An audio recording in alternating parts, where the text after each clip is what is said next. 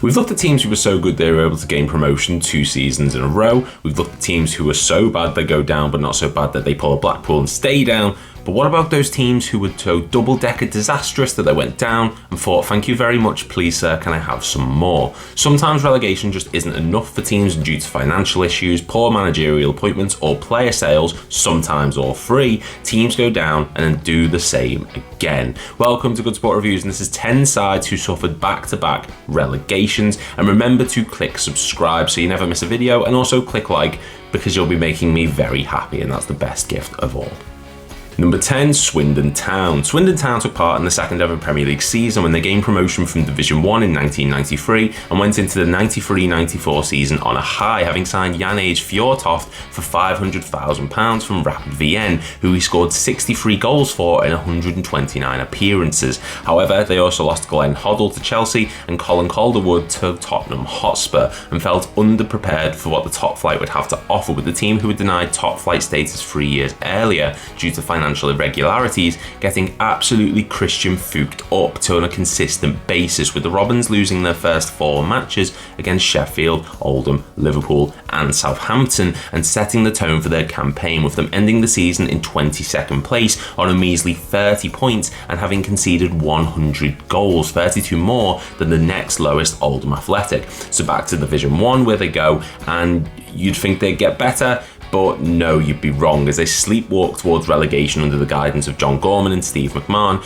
losing 22 matches and going on 2 separate 4-game losing streaks and not really making any kind of push to stay in the division, let alone gain promotion back to the Premier League. Number 9, Luton Town. What's worse than suffering 2 relegations? Well, 115 charges for financial irregularity. Do you know what else is worse than 2 relegations? 3 relegations. And Luton Town were treated to this bounty in the celebrations box when they went from the Championship to League 2 in the space of 3 years. The first of these cursed seasons was in 2006-07 when the Hatters actually started off the season very well, only losing 3 of their first 13 matches and looking like they could push for promotion. Sadly, defender Sol Davis suffered a stroke on the team bus on the way to the Ipswich Town match, and the team lost 5-0, followed by a 6-game losing streak which saw them drop to 20th, and following another 6-game losing streak down the line and another 5 afterwards, they went down to League 1 where they were relegated in bottom place 20th after losing 25 games and being deducted 10 points after entering administration on the 22nd of November 2007. This meant that they'd play in League 2, but before they even could, they were deducted a ridiculous 30 points, condemning them to relegation before the season had even begun. Fun fact, without that deduction, they would have ended the season on 56 points and finished in 15th place.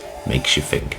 Number 8, Portsmouth. Look, I'm going to tell you who the prime Barclays man is right now. It's Ben Jarney. Back in 2011-12, Portsmouth, under the guidance of Steve Cotterill, really struggled to maintain their championship survival, with them going through financial struggles and announcing that any players with expiring contracts would not have them renewed going into the new season. They did re-sign Ben Jarney, which gave the club a feel-good factor, but he only scored 1 goal in 18 matches, which added to the feel-bad factor. Across the season, they did have the odd positive results scattered in, like the 4-0 win against Birmingham in March and a 3-0 win against Nottingham Forest, but they are lost amongst the absolute sea of defeats, with them losing 26 all season and being in the relegation zone from game week 31 up until the final day of the season. After this, they ended up in League 1, where many people thought they'd be able to go for promotion despite the financial problems, but in fact they went in the opposite direction, with the manager at the time, Michael Appleton, saying he was expecting 18 or 19 players to leave in the summer, and that's exactly what happened, with the squad losing over 30 players for a multitude of reasons, including Joel Ward to Crystal Palace for just £650,000.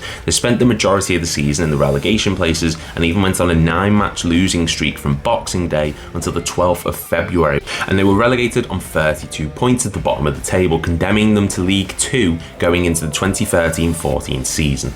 Number 7, Wolves. Going back to 1983 now and to Wolverhampton, where we find the club finishing 22nd in Division 1 after picking up just 6 wins across all 42 matches, with the first not coming until the 26th of November in a 3-1 win against West Brom. Wayne Clark ended as the club's highest scorer that season on 9, and no one even came close, with the next highest being Mel Eves, who scored 4, which shows just how poor the squad was for this campaign, with them ending on 29 points, a full 21 points deep into the relegation relegation zone behind 19th place Coventry City on 50. They then went into Division 2 where they felt like being consistent and finished once again in 22nd place despite appointing the Doc as their manager, Tommy Docherty, who had been manager of a multitude of other clubs including Aston Villa and Porto, and winning the Football League Cup with Chelsea and the second division title with Manchester United in 1975. However, the club were in a financial struggle after their big spending in the 1970s, and the Molyneux Street stand needed desperate repair, estimated at around £10 million.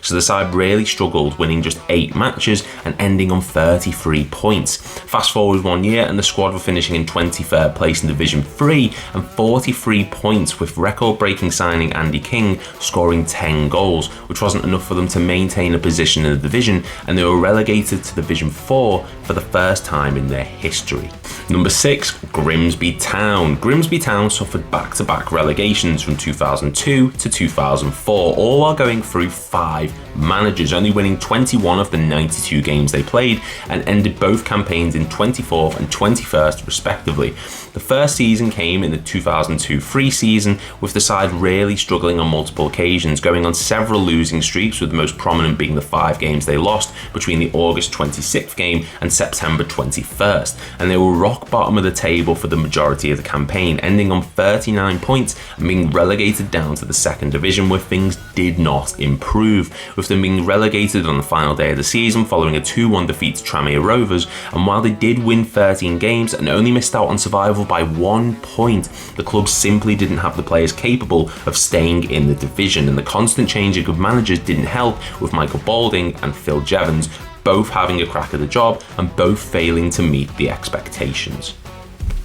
Number 5, Bolton Wanderers. At one stage, Bolton Wanderers were a consistent Premier League side, with them spending 10 years in the top flight and boasting some of the most iconic Premier League cult heroes ever. Fast forward to 2020 and the club have been relegated for the second season in a row down to the EFL League 2. The first relegation was in 2018-19 under the management of Phil Parkinson, with the club going through major struggles, with some pre-season matches, including the scheduled one against St Mirren, being cancelled, with players striking due to unpaid wages, and the club's home ground, the Globe Arena, not being up to code and able to host home matches at some point. They ended on 32 points in 23rd place, losing 30 of the 46 matches that season, putting them firmly into the EFL League 1, which seemed inevitable after the winding up petition issued to the club in February 2019, and the training ground closed in March due to financial struggles. In League 1, they struggled massively because of these financial restraints, especially when they went into administration due to an unpaid tax of 1.2 million,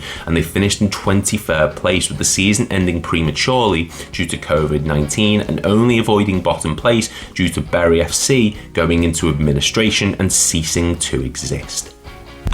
Number 4, Sunderland. We talked about Sunderland before and the absolute mess of a season that was 2016-17 with David Moyes at the helm. The side tried to become Everton 2.0 by signing former players Darren Gibson, Jolyon Lescott, Brian Oviedo, Stephen Pienaar, and it went about as well as giving a kid 10 Red Bulls, with the Black Cats losing 26 games and being on the end of awful results, like a 5-1 to Chelsea on the final day of the season, a 4-0 loss to Southampton, and even a 4-1 loss to Burnley. They were relegated out of the Premier League for the first time in 10 years and went into the 2017-18 season with the ambition of gaining promotion at the first time of asking, and well, yeah, they went through 2 chairmans that season and 5 managers, ranging from Simon Grayson to replace David Moyes, to Robbie Stockdale, Billy McKinley, to Chris Coleman. The club was a mess, and losing the likes of Jermaine Defoe and Jordan Pickford really didn't help, as the side spent all but 10 weeks in the relegation zone and being condemned to the drop following a 2-1 defeat at the hands of Burton Albion on the 21st of April, with their top goal scorer being Lewis Graben on just 12 goals, a stark drop from the tally Jermaine Defoe was putting up the past few seasons before. Number 3, Stockport County. The 2009-10 season was a difficult time for Stockport County, in much the same way a cannonball to the stomach is a difficult time for anyone. The club, then managed by Gary Ablett, only won 1 of their first 7 matches, and even worse, on the 17th of October, lost a 4-0 to Millwall, which turned out was the first of a 12-game losing streak, and they wouldn't win a match until the 20th of February. They also ended the season on a 7-game losing streak and spent 28 game weeks in the relegation zone, all of which but the first were in 24th place, rock bottom of the table. They then went down to League Two under the new management of Alwyn Thompson, and the side being taken over after being in administration since April 2009, which gave them some hope of promotion, especially after their 2 draws, one of which was against eventually promoted Wycombe Wanderers, but it only got worse from there as the side lost 50% of their matches that season and were placed down at the bottom of the table despite a promising run of form at the end of the season, which saw them pick up 10 points from their final 6 home matches. They were relegated to the conference, where 2 years later they would suffer yet another relegation.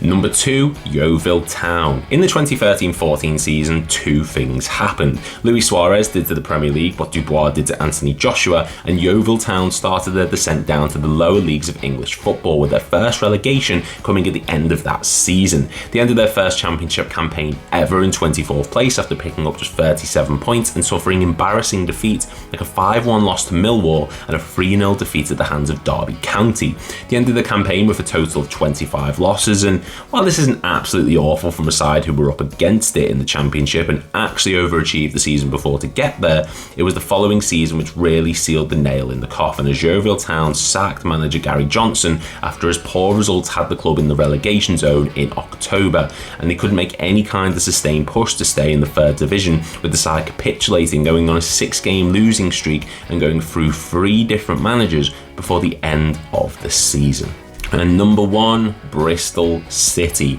We're going back to the late 1970s, early 80s for this one, as Bristol City were relegated back to back and became one of the first examples of how a football club can go drastically wrong. The first came at the end of the 1979-80 season, with the Robins under the management of club legend Alan Dix suffering 20 defeats, including a 5-2 loss to Southampton, a 4-0 defeat to Manchester United, and a 4-0 battering at the hands of Liverpool. They went down on 31 points, just 6 from the bottom, and went into the following season with the ambition of getting back to the division they'd established themselves in for the past 4 years. But nope, instead they parted ways with Alan Dix after his 13 years at the helm and finished in 21st place in the Division 2 table, losing 19 matches and looking a shell of their former selves, who managed to consistently finish mid-table on a regular basis the seasons prior. And unfortunately, it didn't stop there, as one more awful season would follow and the side would end in 23rd place, having sold many of their key players in Division 3, a division they haven't been in